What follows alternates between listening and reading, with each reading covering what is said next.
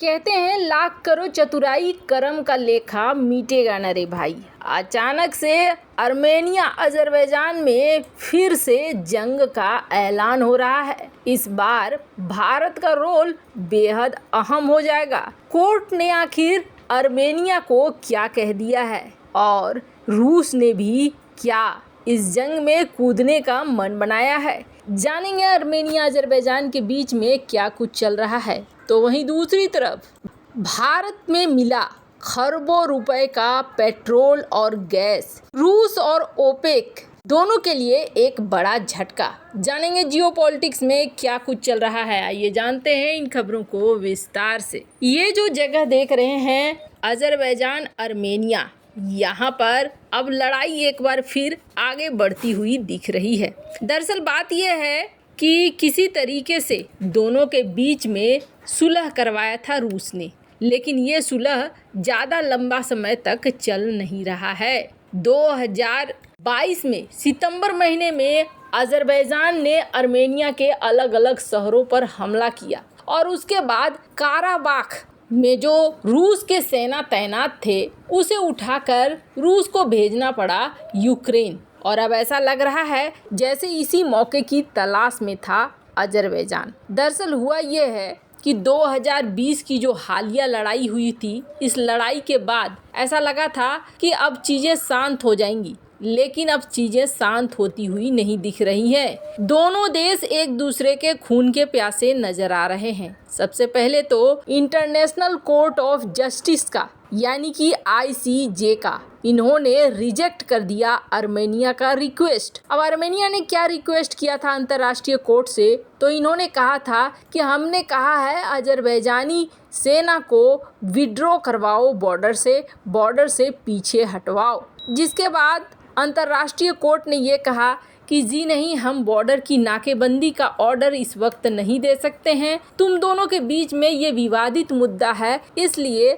हम ये order pass नहीं करवा सकते हैं। अजरबैजान बहुत खुश हो गया। अंतर्राष्ट्रीय कोर्ट के इस फैसले के बाद अजरबैजान ने कहा कि देखा, जमीन हमारी थी तभी तो अंतर्राष्ट्रीय कोर्ट ने ऐसा कहा है। ये हमारी जमीन है और हम किसी को नहीं देंगे।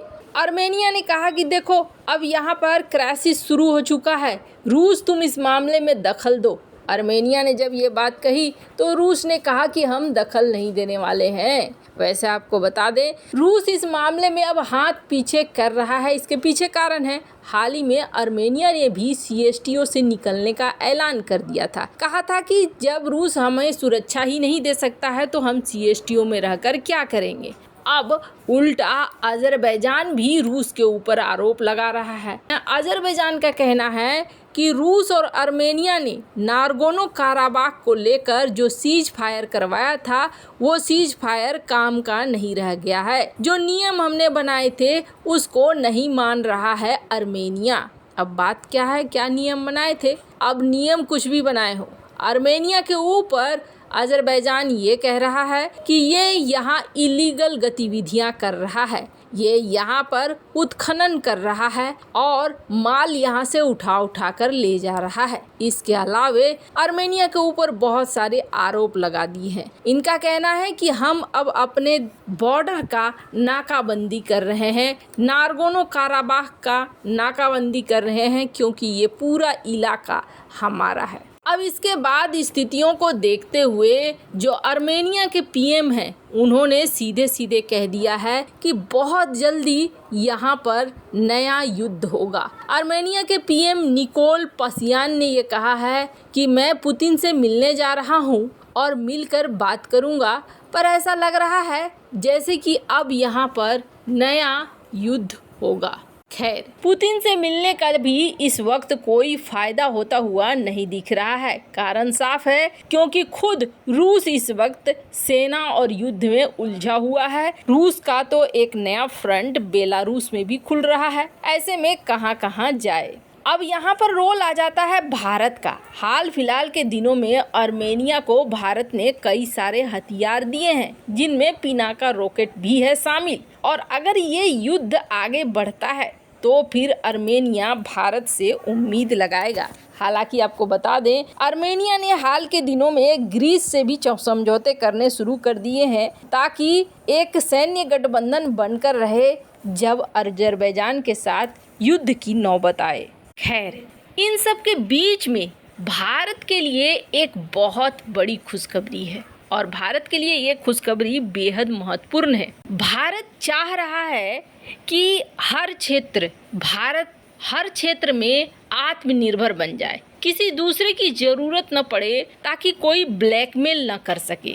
जैसे कि हम हाल में देख रहे हैं, गोरखा सैनिकों के लिए नेपाल के ऊपर दबाव पड़ रहा है और नेपाल जब दबाव में आ रहा है तो वो सोच रहा है कि हम किधर जाएं, चाइना की तरफ जाएं या भारत की तरफ जाएं। इसका भी भारत ने अब कुछ उपाय निकालने शुरू कर दिए हैं। जैसे भारत चाह रहा है कि एक बात तो बिल्कुल तय है, गोरखा सैनिकों के जोड़ का जल्दी कोई मिलेगा नहीं, क्योंकि गोरखा सैनिक जिस तरीके से लॉयल होते हैं, निडर होते हैं और साहसी होते हैं, इस बात का अंदाजा चाइना को भी है, क्योंकि चाइना खुद गोरखा आर्मी को रिक्रूट करना चाह रहा है। लेकिन जरा सा सोचिए, अब ऐसे में क्या भारत ब्लैकमेल नहीं हो रहा है? गोरखा सैनिक को चाइना भी रिक्रूट करना चाह रहा है। अगर वो अब चाइना की तरफ से लड़ेंगे तो भारत के लिए एक समस्या है। भारत अगर रिक्रूट नहीं कर पा रहा है अपनी शर्तों पर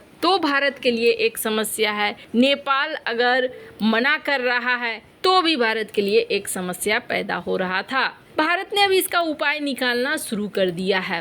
भारत ने इसका उपाय अपने ही घर में ढूंढा है। और अपने घर में भारत ने क्या उपाय ढूंढा है? भारत ये सोच रहा है कि जो ट्राइबल ग्रुप है हमारे देश में, वो भी इसी तरीके के साहसी हैं, इसी तरीके से लॉयल हैं अपनी देश के लिए, जैसे गोरखा होते हैं। और ये हमारे अपने ही देश से हैं, इसलिए इनके साथ वो वाली बात नहीं आएगी कि गवर्नमेंट क्या निर्णय लेगी और किस देश में जाना है, ये सारी चीज़ें नहीं होंगी। जिसके बाद बहुत सारे ट्राइबल को रिक्रूट करने का प्लान बना रही है सरकार। हिमाचल प्रदेश, उत्तराखंड, सिक्किम, अरुणाचल प्रदेश, असम, दार्जिलिंग, इन सब इलाकों से। तो जिस तरीके से भारत सरकार इस सेक्टर में काम कर रही है, उसी तरीके से भारत ने अपने देश के अंदर भी गैस और तेल का भंडार ढूंढना शुरू कर दिया है।